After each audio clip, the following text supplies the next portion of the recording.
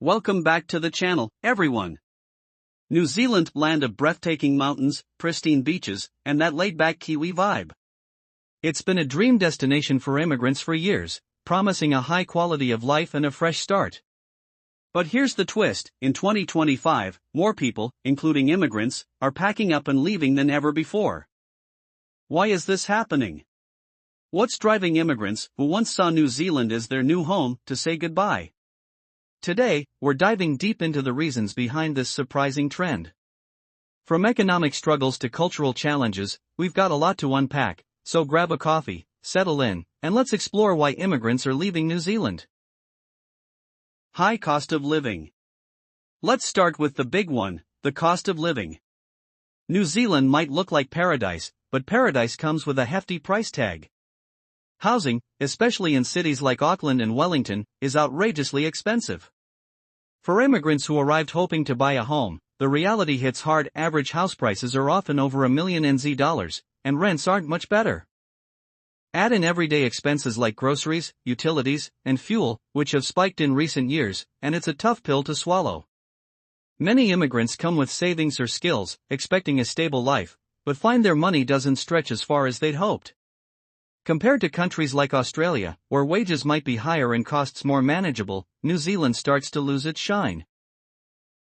Limited job opportunities. Next up, jobs, or rather, the lack of them.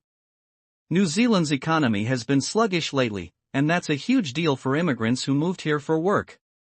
While the country has historically welcomed skilled workers in fields like healthcare, IT, and construction, opportunities have tightened. Public sector cuts and a slowdown in industries mean fewer vacancies, especially for newcomers who don't have local networks. For many, the promise of a work visa leading to residency feels out of reach when they can't secure stable employment. Immigrants often compare this to places like Australia or Canada, where job markets feel more robust, and decide to chase better prospects elsewhere. Economic slowdown and uncertainty. Zooming out a bit, let's talk about the broader economy. New Zealand has faced back-to-back challenges, think recessions, high interest rates, and weak growth. In 2024, the country slipped into a technical recession, and while there's hope for recovery, the vibe is uncertain.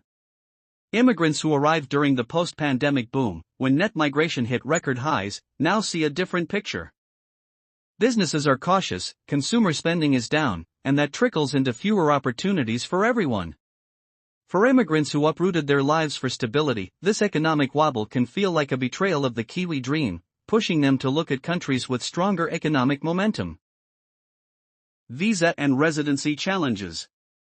Then there's the visa struggle. New Zealand's immigration system can be a maze, especially for temporary workers aiming for permanent residency. Recent changes, like tighter rules on the accredited employer work visa, have made it harder to stay long-term. Immigrants might arrive on a work visa, but if their job doesn't lead to sponsorship or they can't meet the points threshold for residency, they're stuck. The uncertainty of renewals, coupled with exploitation risks tied to employer-dependent visas, adds stress. Many decide it's not worth the fight when other nations offer clearer paths to settlement, leaving them frustrated and ready to move on. Exploitation and workplace issues. Speaking of stress, workplace exploitation is a real issue. Some immigrants report underpayment, broken promises about job security, or pressure from employers who hold visa sponsorship over their heads. Since the 2010s, stories of migrant workers facing unfair treatment have popped up more often, and the pandemic only made it worse. New Zealand introduced measures like the Migrant Exploitation Protection Visa to help, but the root problems, like tying visas to specific employers, haven't been fully fixed.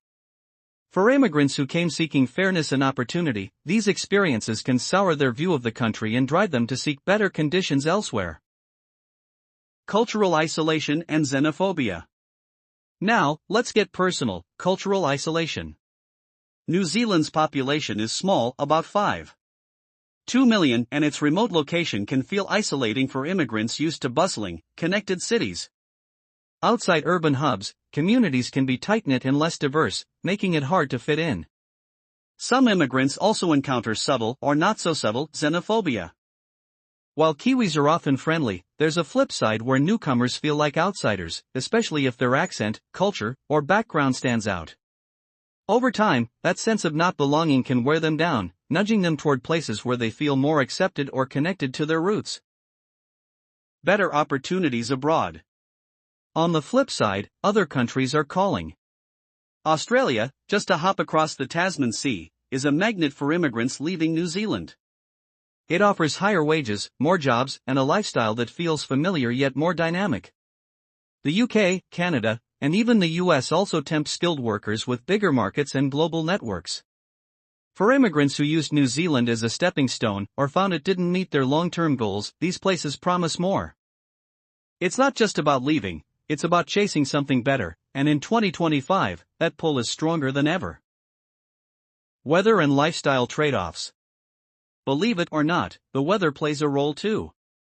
New Zealand's climate is gorgeous but unpredictable. Think rain, wind, and chilly winters, especially in the south. For immigrants from warmer regions, like Asia or the Pacific, it's a shock. Sure, the scenery is stunning, but daily life can feel dreary compared to sunnier spots like Australia's Queensland. Lifestyle-wise, New Zealand's laid-back pace is a draw, but for some, it tips into boredom. Immigrants craving urban buzz or career hustle might find the quiet Kiwi way less appealing over time, prompting a move to livelier shores. Education and student debt. For younger immigrants, education is a factor. New Zealand's free schooling up to high school is a perk, but university costs pile up fast. International students pay steep fees, and even residents face growing student debt. The job market's tightness means graduates, immigrant or not, struggle to find work that pays off those loans. Compare that to countries where education might be cheaper or job prospects brighter post-graduation, and it's no surprise some immigrants rethink their plans. They came for opportunity, but the financial burden can push them out. Post-pandemic reality check. Finally, let's talk post-pandemic vibes. During COVID, New Zealand was a safe haven, drawing immigrants and returning Kiwis with its strict borders and low case numbers. But as the world reopened, the shine wore off. The economic hangover, job shortages, and cost pressures hit hard. Immigrants who arrived in that hopeful wave now face a reality check. New Zealand isn't the invincible escape it seemed. For some, it's time to pivot to Plan B, whether that's returning home or trying a new country altogether. So, there you have it, why immigrants are leaving New Zealand in 2025. It's not just one thing, it's a mix of soaring costs, job woes, visa hassles, and the lure of brighter horizons.